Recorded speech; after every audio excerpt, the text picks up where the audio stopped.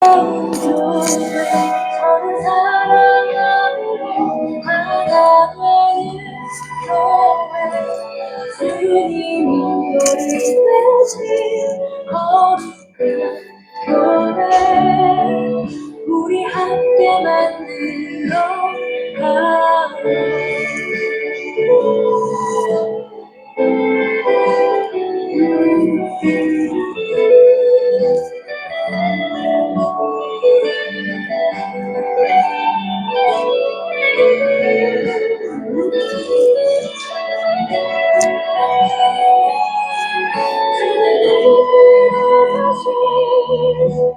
아름다운 교회 서로 사랑함으로 하나 되는 교회 주님이 우리 대신 거룩한 교회 우리 함께 만들어 가요.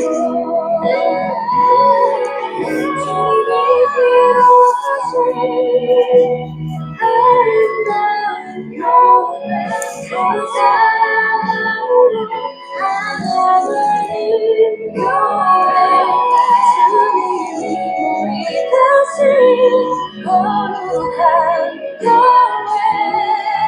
우리 함께 만들어 가요.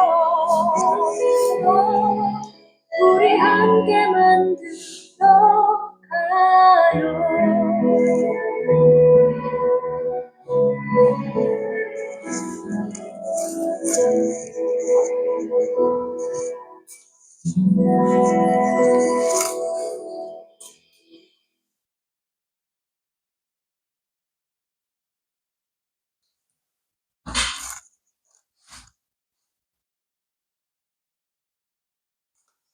예, 안녕하십니까.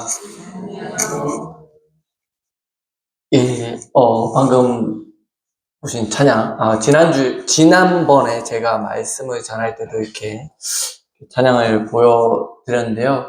최근 들어서 제가 말씀을 전하면서 이렇게 찬양을 한 곡씩 이렇게 전해드리고 있는데, 이게 처음에는 제가 그냥, 이렇게 하면 좋겠다라고 생각을 하게 되었는데, 어느 순간부터, 이제는 제가 말씀을 전하기 전에 이렇게 말씀과 관련된 찬양을 안 하면은 안 되겠다라는 게 부담감이 어느 정도 이렇게 마음에 조금씩 오는 것도 있더라고요. 근데 한편으로는 그 부담감 가운데 선생님들께 이렇게 먼저 들어보신 분도 계시겠지만 잘 못 찾아서 이렇게 들으시는 형제 자매님들 계시기 때문에 저렇게 찬양을 들려드리는 것 또한 좋겠다. 그리고 저 찬양을 같이 함께 이렇게 불러보고 하는 것도 좋은 것 같다라는 생각에 이렇게 항상 이렇게 준비를 하게 되었는데요.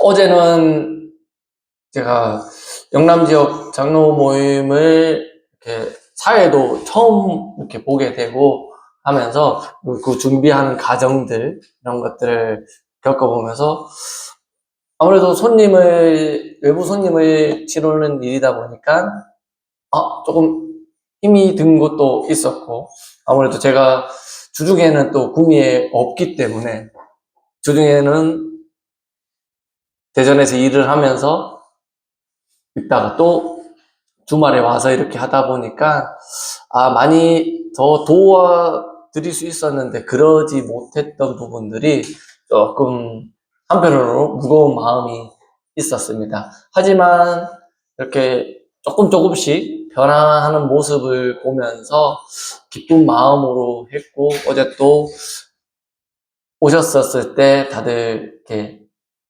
기쁘게 받아주시고 또 자매님들께서 맛있는 애찬을 해주시면서 어제 다들 제일 많이 들었던 얘기가 이렇게 잘 접대해 주셔서 감사합니다라고 이렇게 정명님들이 말씀해 주고 가실 때 정말 그 접대함이 하나님께서 기뻐하시는 일이겠구나라는 생각을 했었습니다.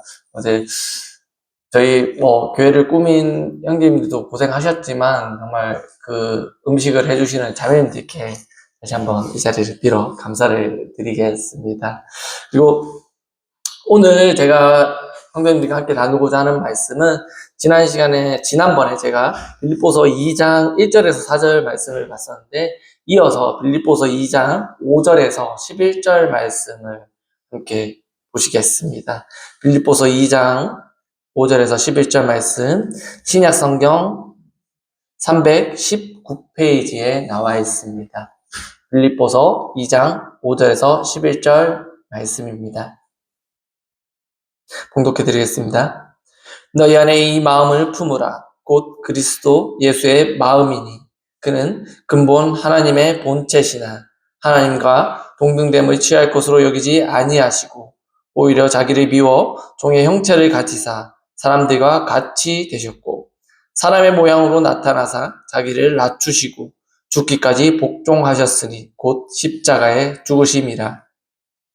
이러므로 하나님이 그를 지극히 높여 모든 이름 위에 뛰어난 이름을 주사 하늘에 있는 자들과 땅에 있는 자들과 땅 아래에 있는 자들로 모든 무릎을 예수의 이름에 꿇게 하시고 모든 입으로 예수 그리스도를 주라 시인하여 하나님 아버지께 영광 돌리게 하셨느니라. 오늘 이 빌립보서 2장 5절에서 11절 말씀은 그리스도의 마음을 가지자라는 제목으로 이렇게 말씀을 준비하였습니다.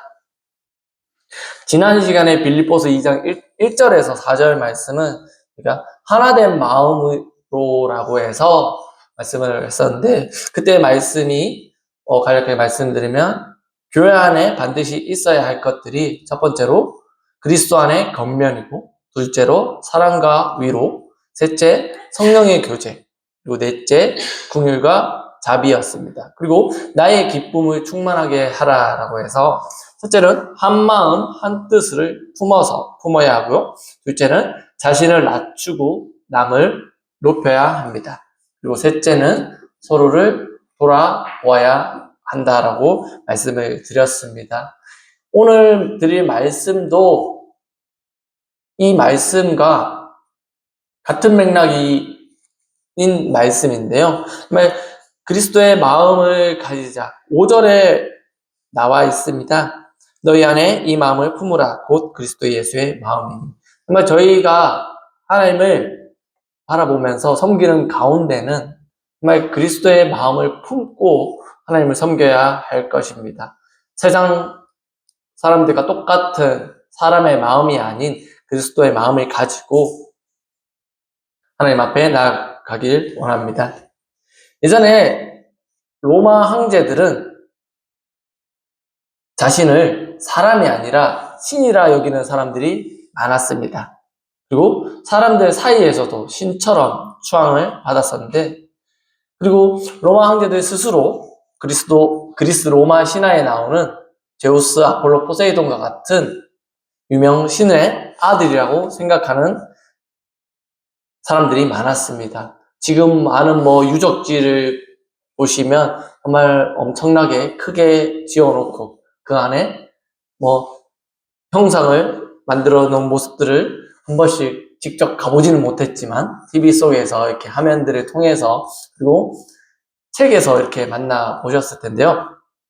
그 모습들을 보면 그 조각들이 자신에 대해서 나타나게 되고 미술품을 남김으로써 나는 신이다라고 이렇게 착각하면서 살아가는 모습들을 보여주었습니다. 이것은 모든 것이 사단이 저희 마음 가운데 심어준 욕망과 교만의 결과였던 것입니다. 난 우선 왕이니까, 난 뭐든지 할 수 있으니까 그런 교만한 마음과 그런 욕망을 나타내지 않았나라고 생각이 되어졌습니다. 그리고 오늘날 보면 세상을 보면은 세상 사람들 가운데 나도 신이다, 나 신이야 라고 하는, 지금 보면 예전에 비해서 많은 이단들의 모습을 보실 수 있을 것입니다. TV에 뉴스에 나오는 이단들의 모습들을 보면 정말 그 사람들은 하나같이 내가 신이다, 나는 신과 동등한 관계이다 라는 것을 얘기하면서 정말 많은 사람들을 이렇게 홀리게 되고 많은 사람들을 유혹을 하면서 하게 됩니다. 옛날에는 그렇게 얘기를 하면은 핍박을 받았습니다. 너 그러면 안 돼. 하나님밖에 없어. 라고 하는 그런 핍박을 받았어. 신성모독에 관한 벌을 받게 되었는데, 요즘에 나는 신이다 라고 했을 때 그 사람을 뭐라고 하면은 그 사람은 내 개인의 자유를 왜 침해하느냐라고 오히려 반박을 하는 사람들을 볼 수 있습니다. 즉, 이것은 하나님이 저희 이 세상을 하나님이 아닌 인간 자신의 신이 되고자 하는 문화를 이게 세상 가운데 많이 자리 잡고 있지 않나라는 생각이 드는데요. 이러한 세상의 모습들은 어제 오늘 이렇게 새롭게 나타난 풍경이 아니었습니다. 지금 큐티하고 있는 창세기의 말씀에 보시다시피 에덴 동산에서 하와에게 뱀이 선악과를 먹게 하면서 하나님과 동등한 존재가 될 것이다 라고 유혹을 하였습니다. 그 유혹을 못 이겨서 하와는 선악과를 먹게 되고, 그 외에도 사단은 인류의 역사 속에서 끊임없이 하나님과 같은 신적 존재가 되라고 유혹하고 있었습니다. 그러나 하나님께서는 성경을 통해서 이 세상은 오직 하나님밖에 없음을 가르치고 계십니다. 따라서 세상은 우리를 스스로 높이라고 말하지만 성경은 하나님 앞에서 스스로를 낮추라고 얘기하고 계십니다.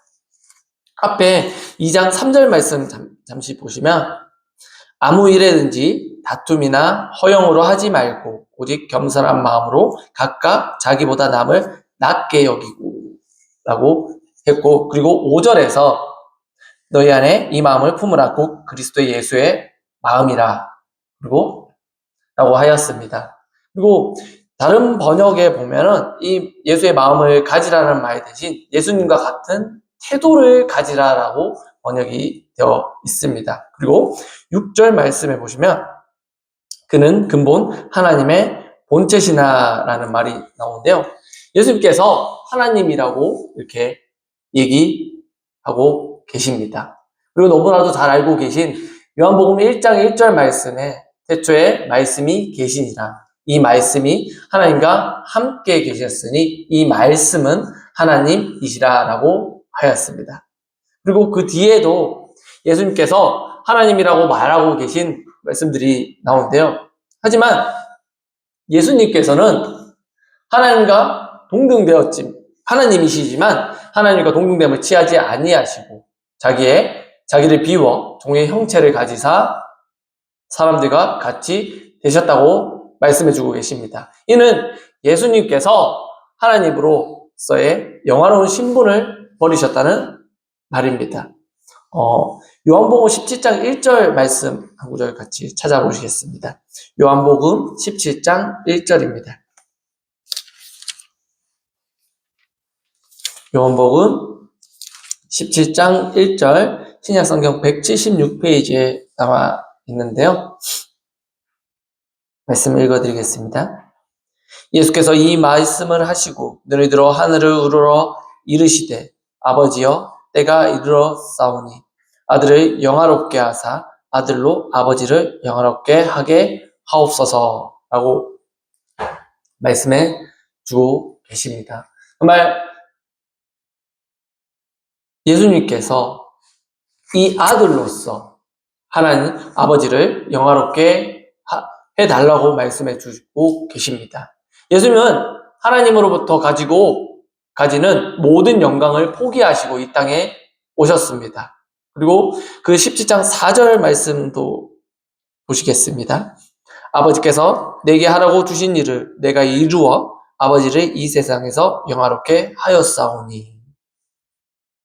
이 말씀을 보면 예수님께 하나님께서 이 세상에서 영화롭게 하였다라고 하는데, 이것은 저희 또한 이런 마음가짐으로 이런 태도를 보이는 것이 맞지 않나라고 생각이 되어집니다. 그러면 저희에게 하라고 주신 일을 저희가 이루어서 하나님 아버지께 이 세상에서 영화롭게 할 수 있도록 해야 될 것입니다. 어제 이렇게 많은 장로 형제님들을 뵈면서 제가 사회를 보면서 이런 말씀을 드렸었습니다. 정말 대단하고 존경스럽다라고 하였습니다.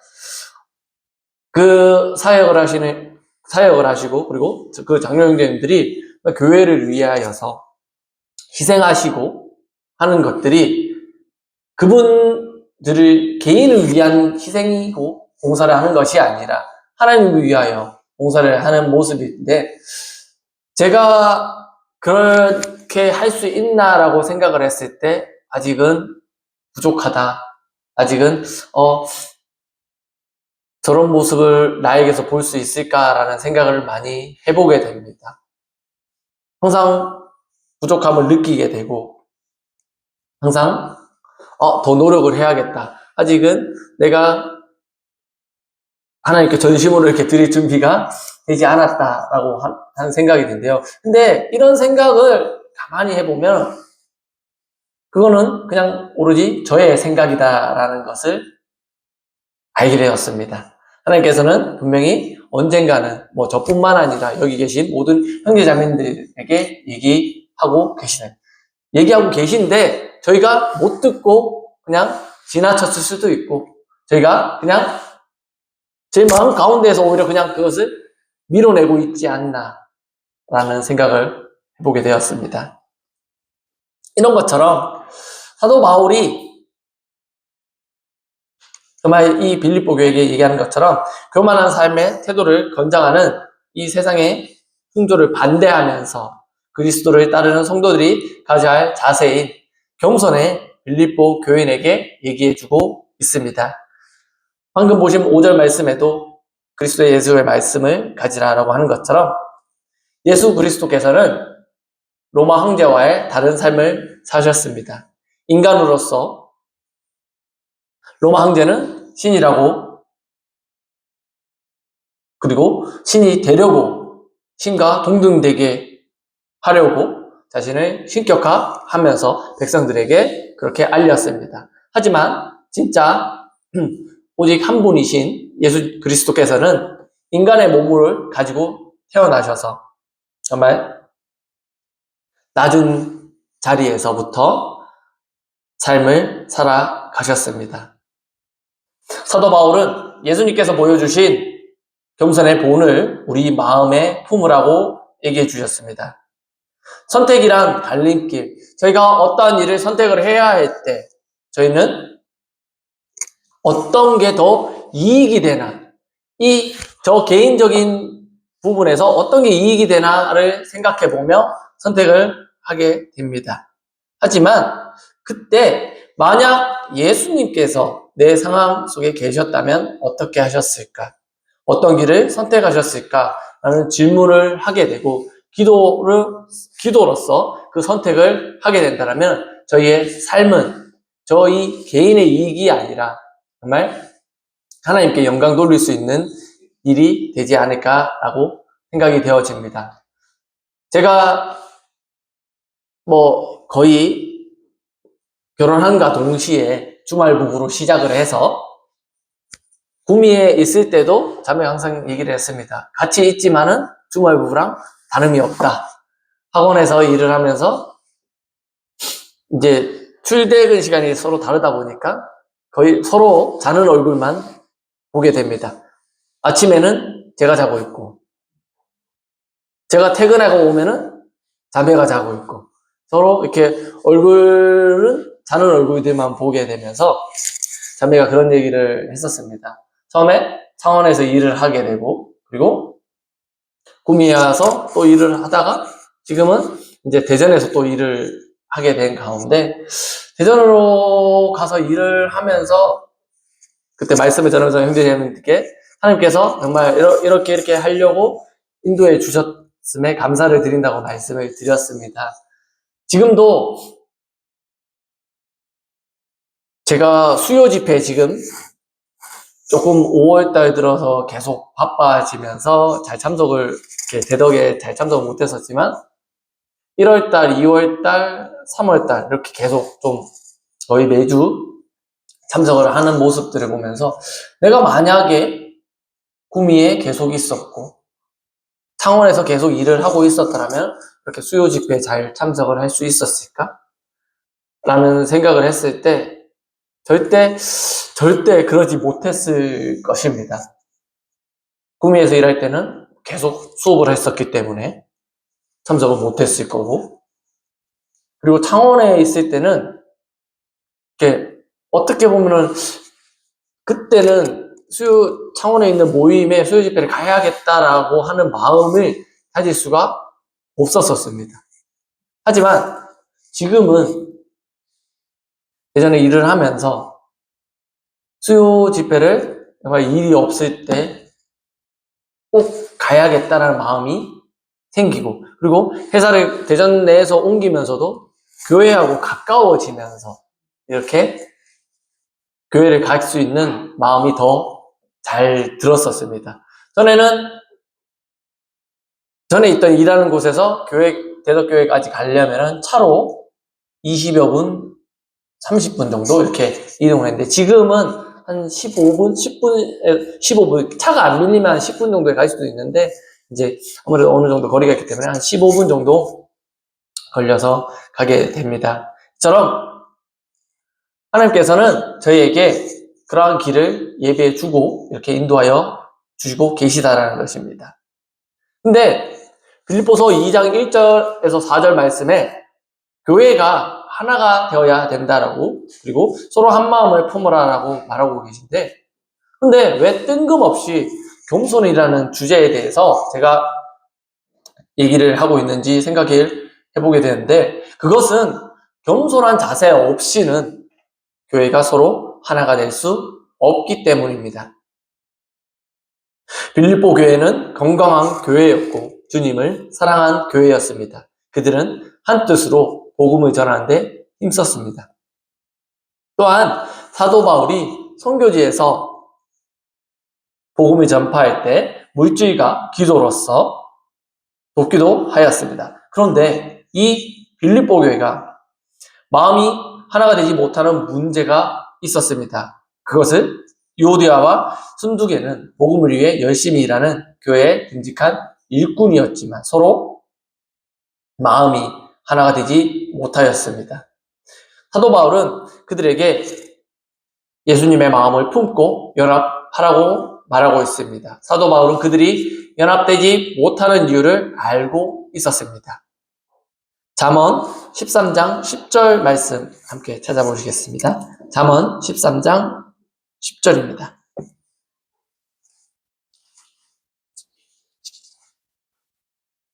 잠언 13장 10절 구약성경 924페이지에 나와 있습니다.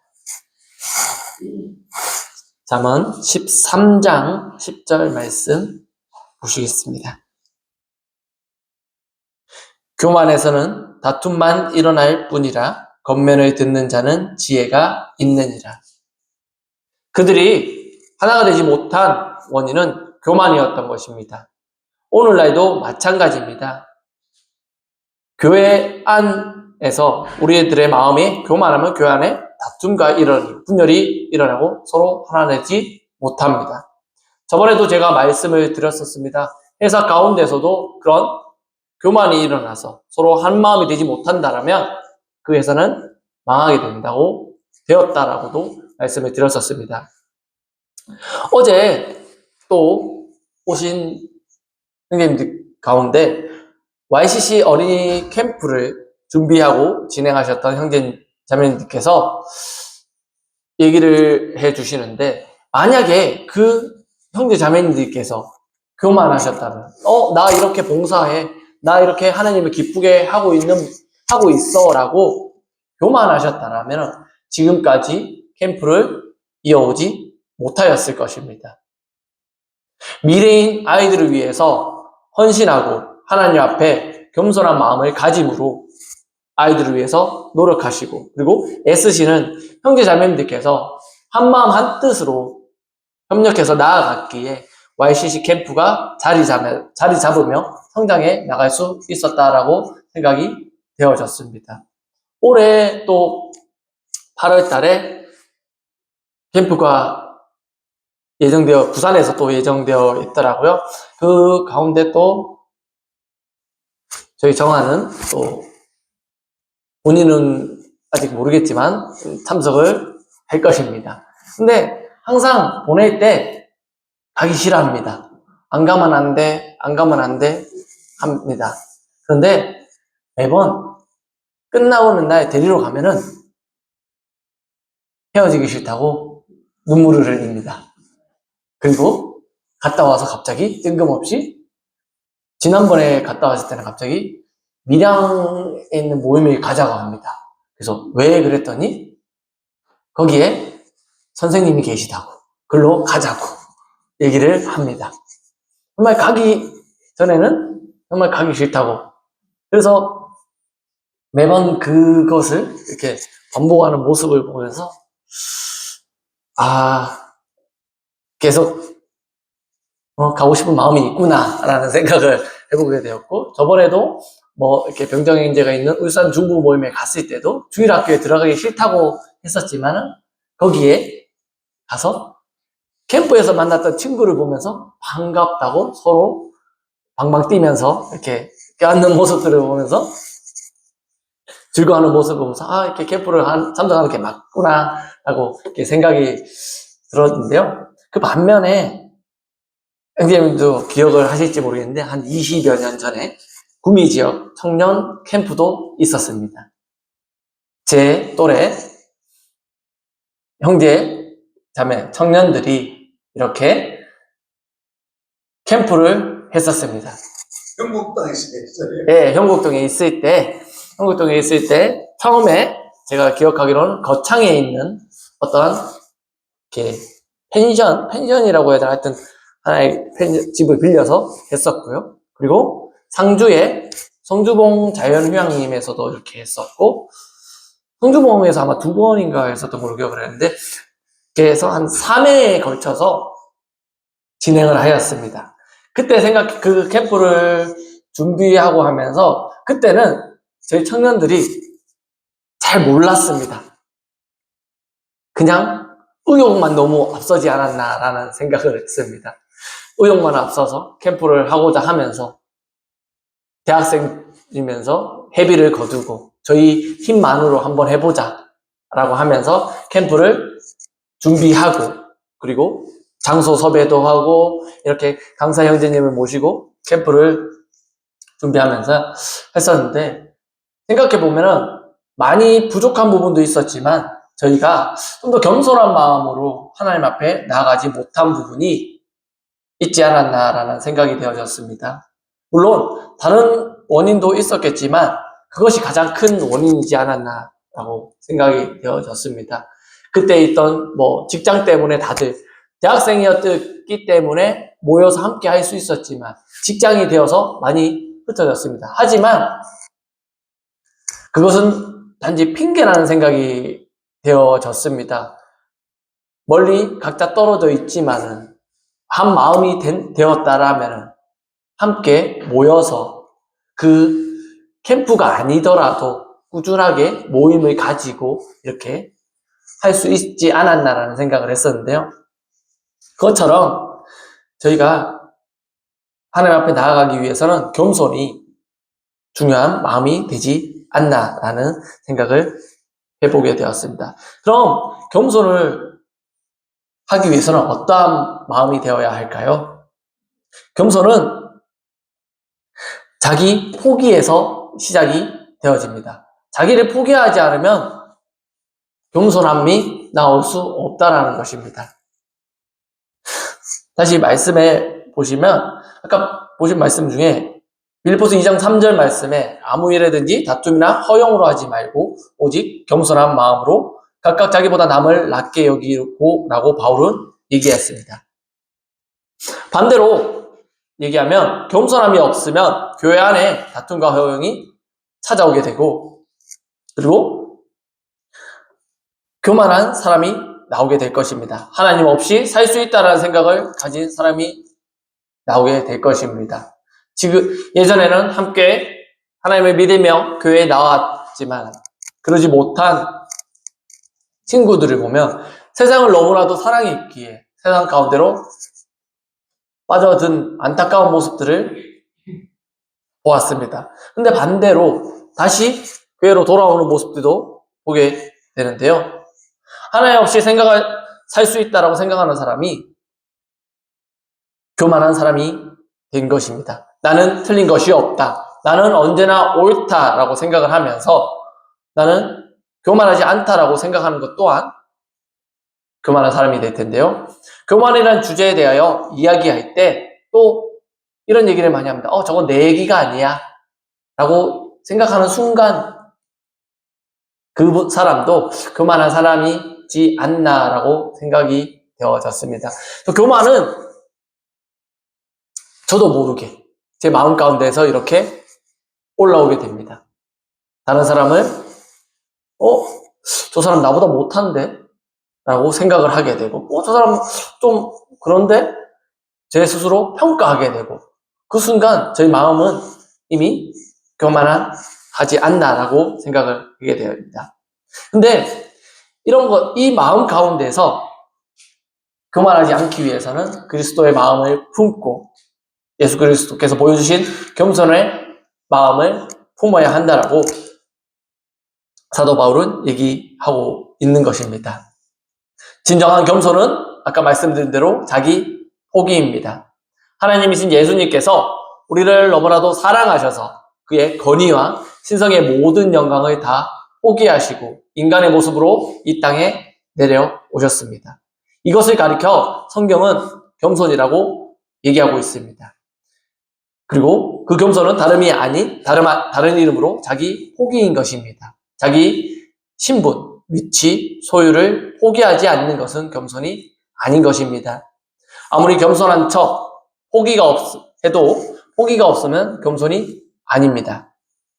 우리가 희생을 하고 헌신을 하고 손해를 보고 억울한 일을 당하고 그리고 고난을 겪고 분한 일, 원통한 일을 겪지 않았다면 겸손한 모습이 아닙니다. 물론 이러한 일을 겪지 않고서라도 겸손한 모습을 보여줄 수 있는 것입니다.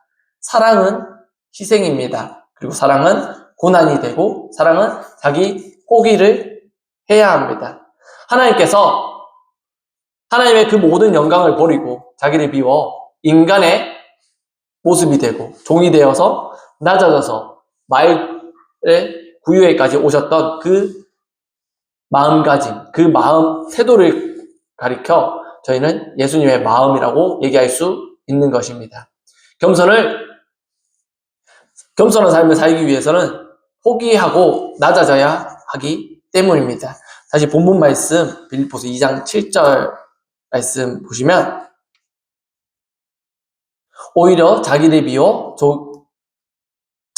종의 형체를 가졌다라고 표현이 나옵니다. 여기서 비웠다라는 말은 말 그대로 물에 가득 차 있는 물을 비워냈다라는 것을 얘기해주고 있는 것입니다. 겸손은 내가 가지고 있는 것을 포기하는 것입니다. 자신의 위치, 소유, 특권을 포기하고 그리고 이 문제를 포기하지 않고 살아가게 된다면 저희는 겸손하지 못한 삶을 살아가게 될 것입니다. 정말 말은 쉽습니다. 다 포기해라, 다 비워라, 내 거 다 내려놔라. 하지만 쉽게 그러지 못하는 저희들의 모습을 보게 됩니다. 내가 이것을 포기하게 된다면 내가 힘들 건데? 라는 생각을 먼저 갖게 되고 그리고 이것으로 인해서 내가 너무 불편할 건데 라는 생각을 하게 됩니다. 그러면서 아직까지 인간의 마음가짐이 마음속에 있다는 것을 보게 되는데요. 결혼한 사람들이 아내와 남편의 사랑하는 것을 보면 그 사랑 안에서 얼마나 자기를 포기하는지 알 수 있으실 것입니다. 결혼하신 형제자매들도 다 알고 계실 것입니다. 정말 오랜 기간 동안 떨어져서 살다가 만난 두 사람입니다. 생활 방식이 서로 많이 다릅니다. 그런데 서로 양보하면서 포기하고 살아가지 않는다라면은 서로 사랑할 수 없습니다. 매번 싸울 것입니다. 사소한 것 하나가, 쟤 왜 저래? 저 왜, 연애할 때는 이런 모습 안 보였는데. 연애할 때는 분명히 좋은 모습만 보이기 위해서 노력을 했을 것입니다. 하지만 부부로서의 삶을 살아가다 보면 어쩔 수 없이 서로 보여줘야 되는 모습들이 있기에 그 모습들을 보고 그 사람에게 실망한다라면 그것은 사랑이 아니라 정말 그냥 미움이 되고 그 사람과 함께 살아갈 수 없을 것입니다. 물론 그 모습이 정말 미워 보일 수 있을 것입니다. 하지만 얘기를 통해서, 대화를 통해서 서로 양보하고 그것을 그냥 대화만 한다고 해서 해결되는 것이 아니라 서로 양보하지 않으면 그것은 절대 해결될 수 없는 일입니다. 지금도 보면 예전에 비해서 이혼율이 많이 높아진 모습들을 보게 됩니다. 세상, 이게 젊은 사람들의 생활 방식이 많이 바뀌어서 그런 거 수도 있는데 서로 양보하지 않기 때문에 그런 이혼 기사들이 많이 보게 되고 있는데요. 근데 그뿐만 아니라 그것은 우리 마음 가운데 부부 간의 싸움뿐만 아니라 인간관계에서도 그 갈등의 시작이 동일하다는 것입니다. 내 자존심, 내 소유, 내 명예를 다 지키면서 사랑한다고 하면 갈등이 생기게 되고 그것을 포기하지 않게 된다는 것입니다. 예수님께서 저희를 위해서 비우신 것은 저희를 너무나도 사랑하셨기 때문에 저희를 위해서 이 땅에 오셨다는 것입니다. 예수님은 하나님이십니다. 하나님과 같은 영광 중에 계신 분이시라는 것입니다. 이사야 6장과 요한계시록 5장에도 보면 하나님이신 예수님께서 그 모든 영화를 버리시고 이 땅에 내려오셨다라고 얘기하고 계십니다. 사람의 모양으로 나타나사 자기를 낮추시고 죽기까지 복종하셨다고 본문 8절 말씀에서도 얘기하고 계신 것입니다. 하나님은 육체가 없는 영으로 계신 분으로서 저희와 똑같은 몸을 입고 이 땅에 오셨습니다. 이것은 어떤 것과 비교할 수 없는 놀라운 사실입니다. 비유를 하자면 저희가 날아다니는 벌레를 구하기 위해서 벌레의 몸을 입고 벌레와 같은 행동을 하는 것과 같다는 것입니다. 갈라디아서 4장 4절과 5절 말씀에 보시면 때가 참에 하나님이 그 아들을 보내사 여자에게 나게 하시고 율법 아래에 나게 하신 것은 율법 아래에 있는 자들을 속량하시고 우리로 아들의 명분을 얻게 하려 하심이라 라고 말씀하고 계십니다. 아까 말씀드렸다시피 예수님께서 이 땅에 계셨을 때는 얼마나 가난하게 사셨는지 모릅니다. 예수님께서 태어나신 지 40일쯤 되어서 제사를 드리러 갔을 때 원래는 어린 양을 가지고 제사를 드리러 가는데 비둘기 한 쌍을 가지고 갔습니다. 그리고 그것을 보면 그리고 예수님의 아버지는 목수셨습니다. 목수셨고 하는 모습을 얼마나 가난하게 사는 것을 볼 수 있을 텐데요. 그리고 히브리서 5장 7절 말씀에 보면 그는 육체에 계실 때에 자기를 죽음에서 능히 구원하실 이에게 심한 통곡과 눈물로 간구와 소원을 올렸고 그의 경건하심으로 말미암아 들으심을 얻었느니라 라고 히브리서 5장 7절에서 얘기하셨습니다. 주님은 저희를 구원하시기 위해서 자기를 낮추신 것입니다. 죽기까지 복종하셨습니다. 근데 복종하라고 하면은 정말 싫습니다.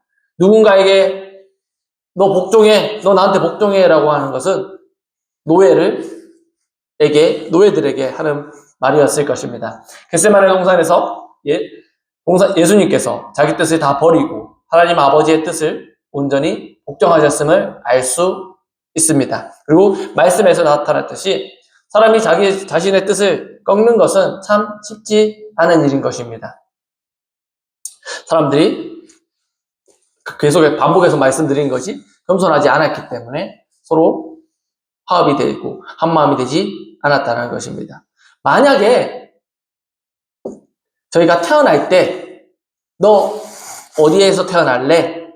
어느 지역에 어떤 집에 태어날래? 라고 선택을 한다면 지금 현재 가지고 있는 생각으로서는 정말 부유한 집에, 잘 사는 집에, 그리고 좋은 환경. 잘 산다고는 하지만 가족 간에 화목하지 않아. 그런 곳이 아니라 잘 살기도 하면서 가족 간에 화목하면 다들 그런 곳에 태어나시길 원하실 것입니다. 편한 것을 찾으실 것입니다. 하지만 예수님께서는 그러지 않았다는 것을 너무나도 잘 알고 계십니다. 똑같은 몸으로서 멸시받는 매우 가난한 동네 나사렛을 택하셨고 그곳에서 태어나신 것입니다. 사도 바울은 이 예수님의 겸손, 희생의 마음을 본받으라고 얘기하고 있는 것입니다. 시편 133편 말씀 중에 형제가 연합함이 아름답다고 말하면서 여호와께서 복을 내리시니 곧 영생이라고 말씀하고 계시고 또 요한복음 17장에서도 예수님을 믿는 자들이 하나가 되기를 기도하시면서 그리고 우리가 하나가 될 때 구원의 역사가 일어난다고 말씀해주고 계시다는 것입니다. 본문으로 돌아와서 본문 9절에서 11절 말씀 잠시 다시 한번 보시겠습니다. 빌립보서 2장 9절에서 11절 말씀 다시 한번 보시겠습니다.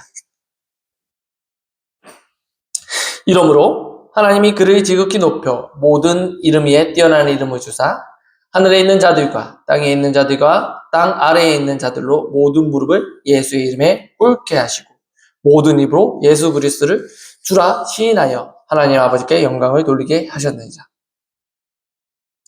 이런 예수님의 낮아지심에 대한 보상이 있습니다. 그렇다면 그리스도인들은 주님을 위하여 낮아질 때 주님께서 주님께서 어떤 상을 주실까요? 그리고 예수님께 내 겸손을 품고 살아갈 때 주님께서 기쁨을 주시고 마음이 힘을 얻을 것이라고 말씀하고 계시다는 것입니다. 잠언 22장 4절 말씀 한번 찾아보시겠습니다. 잠언 22장 4절 말씀입니다. 구약성경 935페이지에 나와 있습니다. 잠언 22장 4절 말씀 보시겠습니다. 겸손과 여호와를 경외함의 보상은 재물과 영광과 생명이니라. 이 말씀 외에도 수많은 말씀이 예수님의 낮아짐의 보상에 대해서 얘기해 주고 계신데요. 이처럼 겸손과 여호와를 경외함의 보상이 바로 재물과 영광과 생명이라고 했는데 그 중에서 가장 큰 것은 바로 생명이 아닐까 싶습니다. 정말 저희에게 주님께서 교만한 자를 물리치시고 겸손한 자에게 은혜를 주신다라고 하셨습니다. 그 은혜로 인하여 저희가 하나님 앞에서 모여서 하나님의 몸된 교회에 모여서 하나님께 예배를 드리고 이렇게 하나님을 영광 돌리고 있는 삶을 살아가고 있지 않나라고 생각이 되었는데요. 주님을 깊이 생각하시기 바랍니다. 그리고 히브리서 3장 1절에 그러므로 함께 하늘에 부르심을 받은 거룩한 형제들아 우리가 믿는 도리의 사도이시며 대제사장이신 예수를 깊이 생각하라 라고 히브리서 3장 1절에 나와 있습니다. 내 의견이 옳다고 생각될 때, 내 고집을 세우고 싶을 때 주님을 깊이 생각하십시오.